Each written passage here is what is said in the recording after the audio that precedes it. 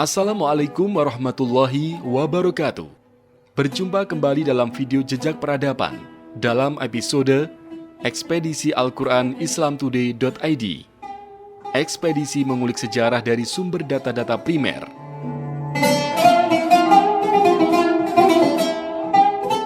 Bagian kedua, perang diplomasi di balik berdirinya konsulat Turki Utsmani di Batavia. Kami dari Museum Islam Samudra Pasai sangat mendukung ekspedisi Al-Quran melalui islamtoday.id.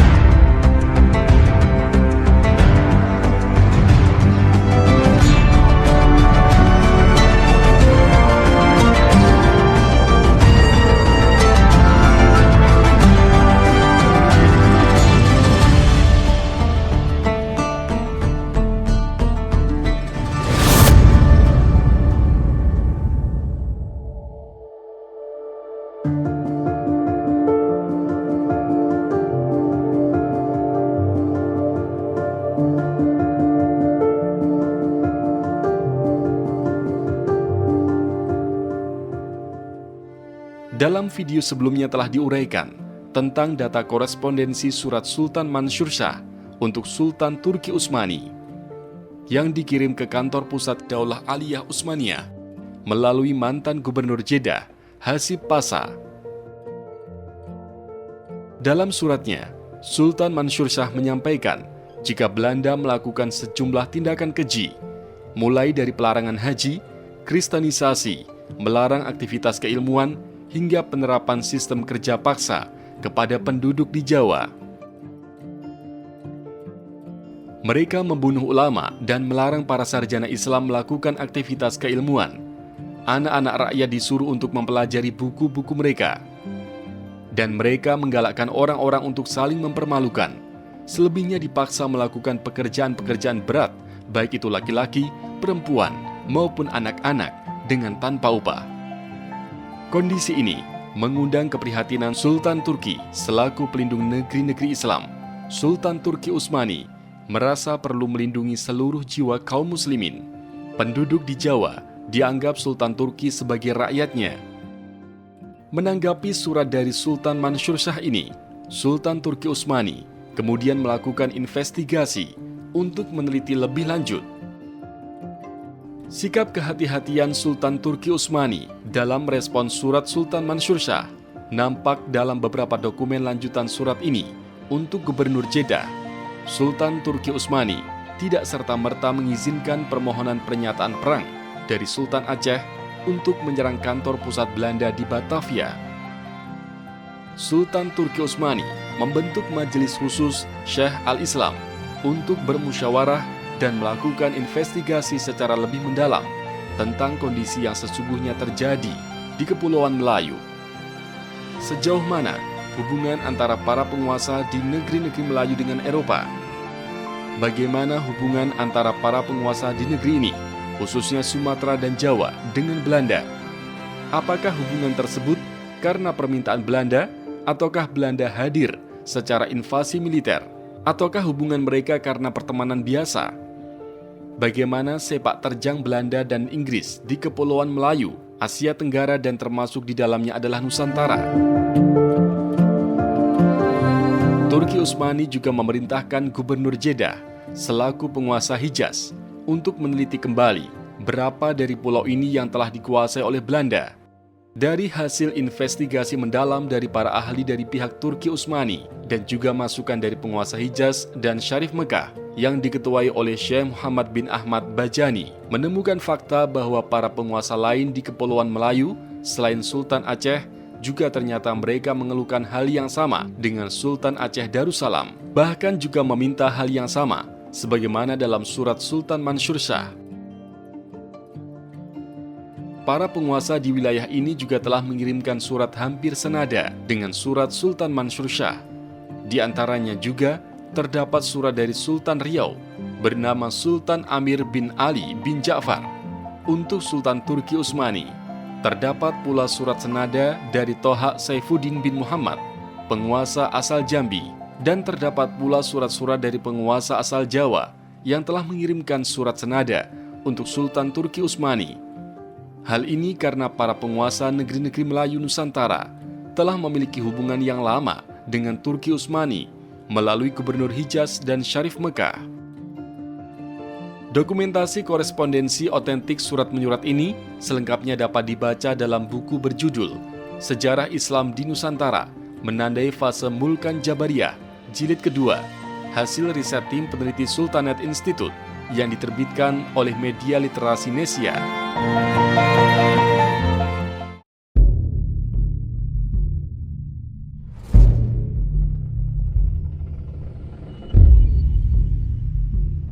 Dalam laporan jawaban dari Sultan Turki Utsmani untuk Gubernur Hijaz, Sultan Turki Utsmani menyampaikan harus mengambil sikap berhati-hati untuk mengambil sikap tentang masalah ini, sebab sebelum kehadiran utusan Sultan Mansur Shah yang bernama Muhammad Gus, Sultan Turki Utsmani menyampaikan kabar bahwa sebelum ini telah pula kehadiran seorang utusan yang juga mengaku sebagai utusan Sultan Aceh. Dalam pengakuannya, sang utusan mengatakan bahwa pihak Sultan di Kepulauan Melayu telah mendapatkan kesepakatan dengan Inggris dan telah mendapatkan perlindungan dari negara Inggris dan merasa keberatan bila Turki Utsmani turut campur dalam masalah ini karena Jawa dianggap sebagai provinsi sendiri dan Inggris memiliki kepentingan di sana. Namun setelah dilakukan investigasi secara mendalam dari pihak Turki Utsmani, ternyata utusan yang mengaku sebagai utusan Aceh ini utusan palsu. Surat dari Sultan Mansur Shah yang diketuai oleh Muhammad Gus ini memiliki dampak besar dalam perjuangan menghadapi penjajahan Belanda. Surat Sultan Mansur Shah ini telah mendorong munculnya kebijakan strategis yang menyangkut nasib penduduk di Kepulauan Melayu Nusantara.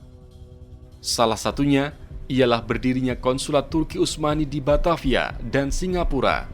Data bersumber barat kerap menyebut bahwa konsulat Turki Utsmani di Kepulauan Batavia dan Melayu berfungsi sebagai konsulat perdagangan Turki Utsmani. Namun data barat ini bertolak belakang dengan data surat otentik Turki Utsmani.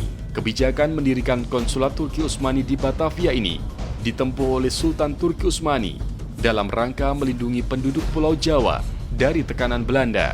Sedangkan berdirinya konsulat Turki Utsmani di Singapura dalam rangka melindungi rakyat dan negeri-negeri di Kepulauan Melayu karena keberadaan Inggris yang meresahkan para sultan di Kepulauan Melayu. Dalam data korespondensi Turki Utsmani, konsulat ini sengaja didirikan di Batavia dan Singapura dalam rangka melindungi masyarakat dan seluruh penduduk Melayu Nusantara dari penindasan bangsa Eropa.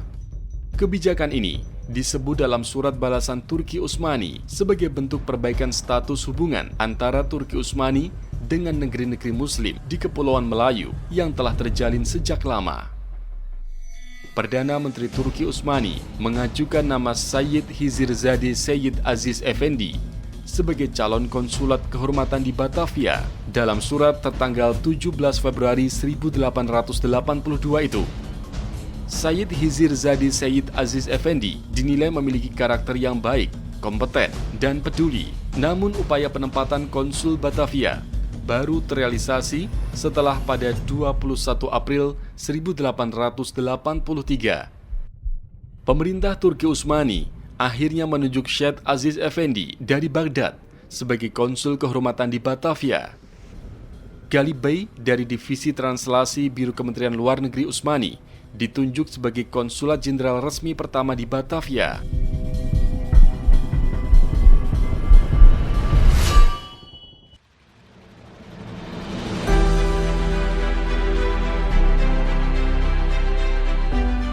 Data korespondensi tentang penunjukan konsul Batavia ini merujuk pada buku Turki Utsmani Indonesia, relasi dan korespondensi berdasarkan dokumen Turki Utsmani yang diterjemahkan Muhammad Zuhdi dan tim.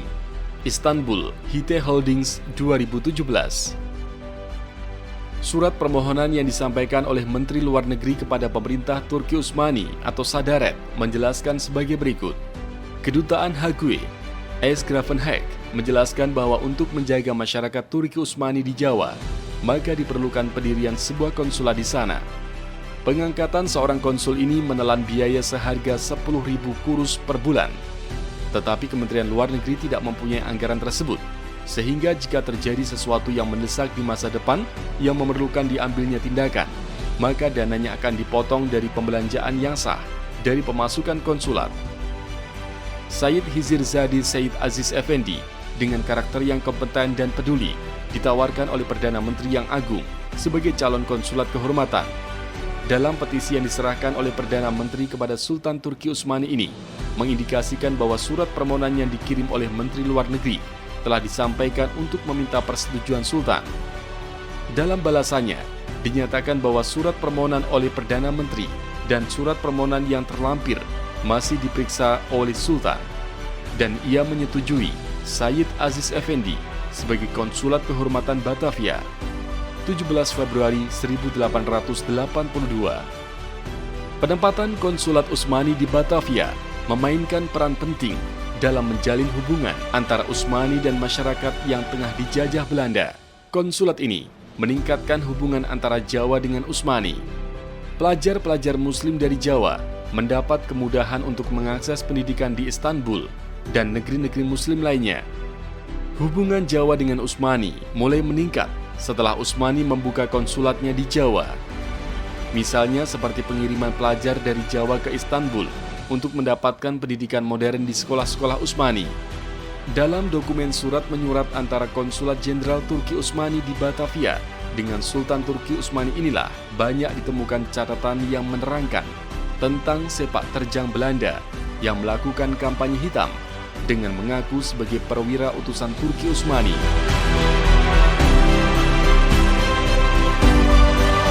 Simak video kami selanjutnya dalam Jejak Peradaban Islam Today yang berjudul Snug Hukronya mengaku sebagai perwira utusan Turki Utsmani.